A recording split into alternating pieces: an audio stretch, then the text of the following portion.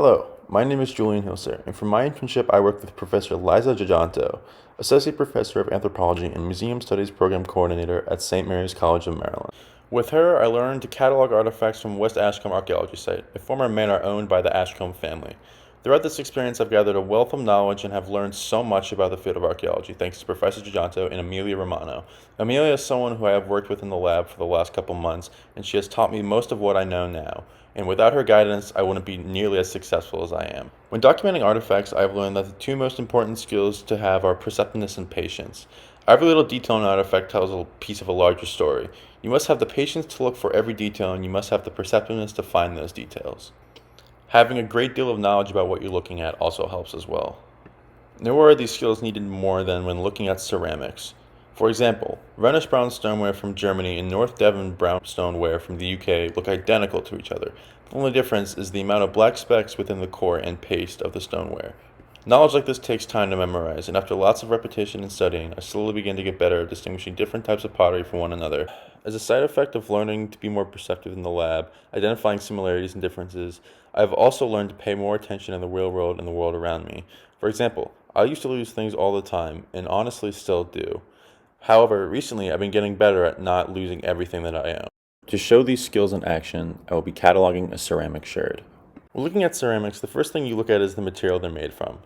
For example, with this particular piece, we can see that the paste, the clay that was used to make the pot, is reddish orange. This means this sherd is a piece of earthenware rather than stoneware or porcelain. The color of the paste can change based on how hot the kiln is. This particular sherd has a core that is gray. This usually occurs when the flame inside the kiln is really hot, causing reduced level of oxygen in the kiln. Different types of material were used in the temper and in the inclusions. The temper is any additive to the clay to prevent shrinkage or cracking during drying and firing of the vessel. In this particular sherd, you can see a lot of red specks throughout the sherd. This is what is known as grog, and helps to prevent the cracking of clay during the firing process. The inclusions are various other additives that are added to the pottery either on accident or on purpose. We can see additives like sand and grit, aka little pieces of rock, within the sherd. To distinguish which specific type of earthenware this sherd is, we must look at one final detail, the glaze. The glaze is the shiny, glossy part of a piece of ceramic. Based on the paste and core, the sherd looks like a gravel-free North Devon sherd, which is a pottery from North Devon in England. Taking a look at the glaze confirms this point of origin, as North Devon sherds are usually yellowish green or brown. The glaze on this particular sherd is a very dark brown. North Devon pottery was manufactured in towns such as Barnstaple and Bindford and then shipped across the Atlantic Ocean. It was by far one of the most common ceramics we see in southern Maryland. The form is what type of artifact this used to be a part of. This can be anything from a cup, to a plate, to a jug. In general, North Devon sherds weren't really used for tableware, but rather took a more utilitarian role, such as storage. However, it's unclear what form of pottery this sherd was from because of the lack of sherds. We can make an educated guess, though.